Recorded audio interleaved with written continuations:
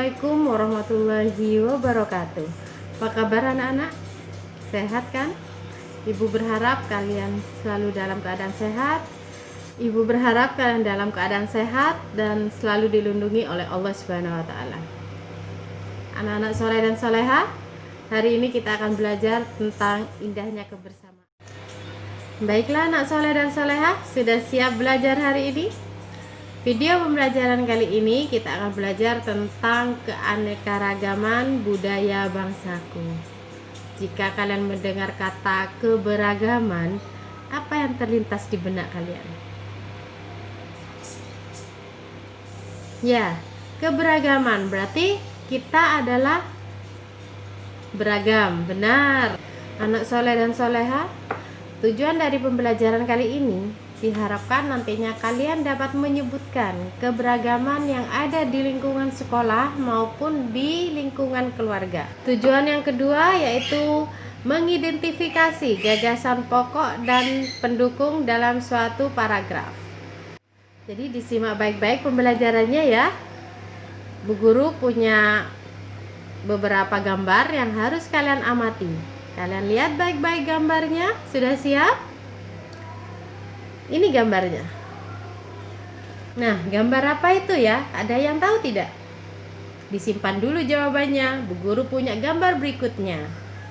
Sudah siap lihat gambarnya lagi? Gambar kedua. Dan masih punya satu lagi gambar. Tenang ya. Gambar berikutnya, gambar ketiga. Kalian tahu gambar apa ini? Masih ingat gambar 1, 2, dan 3 kan? Kalian pernah ingat, pernah melihat gambar tersebut ada di mana biasanya? Biasanya gambar itu sering kalian tonton di jalan raya. Pawai budaya. Ya, kegiatan pawai budaya. Di situ menampilkan keberagaman yang ada di Indonesia. Yang pertama, gambar yang pertama tadi. Nah, di situ terlihat ada seorang sedang menari bersama kelompoknya yang di belakangnya diikuti dari pasangan dengan menggunakan baju adat yang berbeda. Itu menunjukkan kalau kita memiliki keberagaman yang berbeda, mulai dari baju adat, rumah adat maupun tariannya. Sedangkan yang kedua, perhatikan gambar yang kedua tadi. Nah, di depan sendiri dia menunjukkan tarian tradisional. Di belakangnya ada alunan musik dengan menggunakan alat musik tradisional, baju adat tradisional di belakangnya lagi, dan rumah adat tradisional. Nah, itu membuktikan kalau Indonesia itu sebenarnya kaya dan beragam. Anak soleh dan soleha, kalian ingat tidak semboyan negara Indonesia? Masih ingat? Bhinneka Tunggal Ika, yang artinya meskipun berbeda-beda kita tetap satu jua. Berbeda apanya? Nah, banyak perbedaannya antara teman kalian si A dan si B pasti berbeda. Mulai dengan bentuk wajah, warna kulit, rambut, mata, semuanya berbeda. Tapi meskipun berbeda, kita tetap satu. Jadi tidak boleh membeda-bedakan. Kita tetap berteman, kita tetap satu. Artinya kita harus hidup rukun ya. Gambar yang ketiga. Ingat atau Bu Guru tunjukkan lagi ya. Nah, itu adalah, ada yang tahu?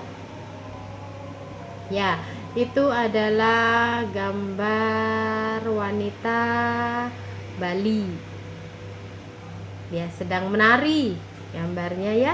Di belakangnya juga ada rumah adat Bali. Ada yang pernah ke Bali? Di Bali juga memiliki alat musik tradisional yang namanya disebut cengceng. Kalian tahu cengceng seperti apa? Bu Guru tunjukkan gambarnya ya. Perhatikan baik-baik. setelah dari Bali, kita beralih ke tanah Toraja. Kalian tahu Toraja di mana? Ya, Toraja berada di Sulawesi Selatan. Sekarang perhatikan wanita Toraja. Dia memakai pakaian adat yang disebut baju poko. Rombongan laki-laki menggunakan pakaian adat yang disebut sepa talung buku. Rombongan Toraja membunyikan alat musik juga. Namanya Pak Pompang. Namanya adalah apa? Pak Pompang. Ya. Pak Pompang ini alat musik yang berupa suling besar. Bentuknya seperti angklung. Coba perhatikan gambarnya. Nah, sebenarnya itu bukan angklung, itu adalah Pak Pompang. Jadi cara memainkannya dengan cara ditiup seperti suling. Dari dua gambar tadi yang Ibu sudah jelaskan, kalian sudah bisa membandingkan perbedaan kebudayaan yang ada di Bali dan ada di Toraja. Perbedaan itu bisa dilihat dari pakaian adatnya, rumah adat, alat musik tradisional, dan cara memainkan alat musik tradisional. Selain itu juga ada tarian khas daerah masing-masing. Nah, sekarang Ibu punya teks cerita. Jadi kalian simak baik-baik ya, dibaca pelan-pelan. Bu Guru tampilkan. Ini teksnya. Di situ ada 3 paragraf. Masih ingat paragraf kan? Ada tiga paragraf, jadi awal kalimat yang menjorok ke tengah itu disebut dengan paragraf. Bacaan tersebut ada 3 paragraf, setiap paragraf memiliki satu pokok pikiran atau satu gagasan pokok dan beberapa gagasan pendukung.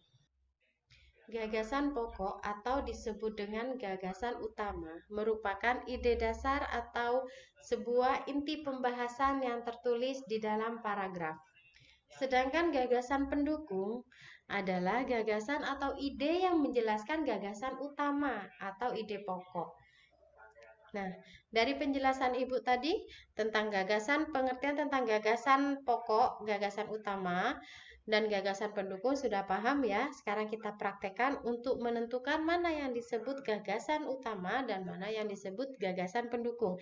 Kita perhatikan paragraf pertama. Nah, di situ di awal kalimat pawai budaya sangat menarik bagi warga kampung Babakan dan seterusnya. Kalian baca ya. Sampai di terakhir ada kalimat terdengar suara gendang yang menandakan rombongan pawai semakin dekat. Sudah? Nah, kita tentukan sekarang mana gagasan utamanya. Menceritakan apa tentang paragraf pertama tersebut? Jadi, paragraf pertama memiliki atau mempunyai gagasan utama. Gagasan utama pada paragraf pertama yaitu menyaksikan pawai budaya.